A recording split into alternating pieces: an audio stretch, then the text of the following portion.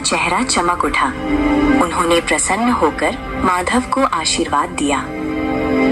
माधव, तुम्हारी सेवा भावना से मैं अत्यंत प्रसन्न हूँ। मैं तुम्हें 3 ऐसे वरदान देता हूँ जो साधारण मनुष्यों की पहुंच से बाहर हैं। तुम जो भी मांगोगे वो सच हो जाएगा। अपनी पहली इच्छा बताओ पुत्र, लेकिन याद रहे वरदान का उपयोग सोच समझ कर करना।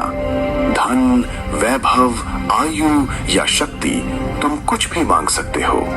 बोलो, तुम्हारी पहली अभिलाषा क्या है? महात्मा जी, आपने मुझे बड़ी परीक्षा में डाल दिया। वैसे तो मुझे बहुत कुछ चाहिए, पर मैं अपनी बुद्धि का प्रयोग करना चाहता हूँ। मेरा पहला वरदान ये है कि मेरी ये कुल्हाड़ी, जिसे मैं अपनी जान से ज्यादा चाहता हूँ, जो भी इसे हाथ लगाए वो मेरी आज्ञा के बिना इसे छोड़ ना पाए, और अगर वो इसे चलाना शुरू करे तो जब तक मैं रुकने को न कहूँ वो रुक न सके। क्या आप मुझे ऐसा विचित्र वरदान दे सकते हैं? मुझे लगता है कि ये मेरे बहुत काम आएगी। अजीब मांगे, पर वचन के अनुसार तथास्तु। तुम्हारी कुल्हाड़ी अब तुम्हारी आज्ञा की गुलाम है। अब बिना समय गवाए अपनी दूसरी इच्छा प्रकट करो।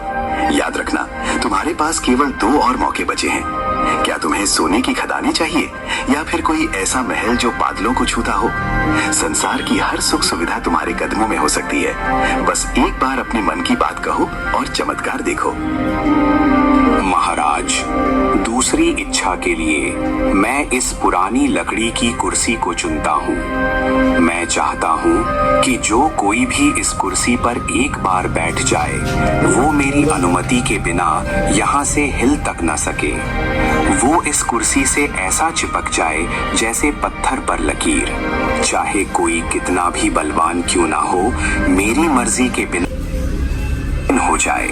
बस यही मेरी दूसरी विनती है। मुझे विश्वास है कि आप मेरी इस इच्छा को भी पूरा करेंगे।